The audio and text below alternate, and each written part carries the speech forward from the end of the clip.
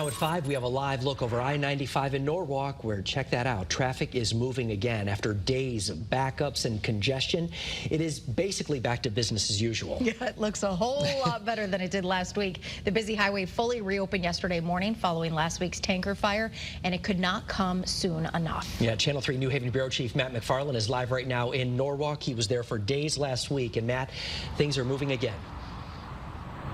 Absolutely, Mark and Aaron. That's a welcome sight behind me, and those hardworking crews, they got it done with a full day to spare before this morning's commute. Now, Connecticut's Department of Transportation Commissioner says he often hears people complain about highway noise. He says he hears it from folks all the time, though he figures today is probably the exception. That hum of the tractor trailers, the traffic, the cars back out here on 95, not only music to the ears of local leaders, but also plenty of businesses.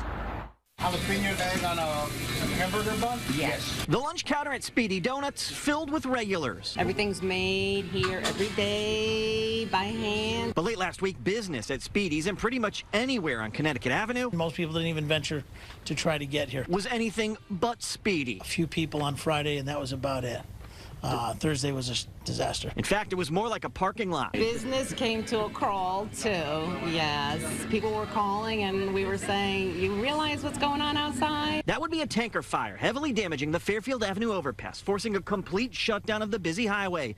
Crews worked around the clock, first demolishing the heavily burned bridge, then repaving a stretch of road to get all lanes of traffic flowing again by Sunday morning. There was gridlock throughout the city of Norwalk, and people couldn't get around. Some of the businesses, I'm sure, were suffering some lack of patronage. So it was really great that we got it open less than 80 hours after it happened, and I think it was just remarkable. Now, while there are still 2 bridges drivers can use to cross the highway, the next step is replacing the Fairfield Avenue overpass.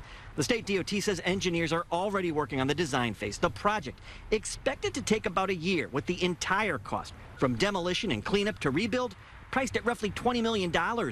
Back over at Speedy's, the crew here can't say enough for those who worked 24/7 this weekend, turning out to be pretty speedy themselves. Unbelievable. Yeah, we were expecting, a few more days of, standing around looking at each other, but we heard yesterday they opened, and then everything was back to normal this morning, so it's fantastic. People need their fix. Now, while there will be lane closures during the rebuild, fortunately, it won't be anything like what drivers had to deal with late last week, but we're going to have that part of the story coming up tonight at 6. We're live with the mobile newsroom in Norwalk. Matt McFarland, Channel 3 Eyewitness News. Matt.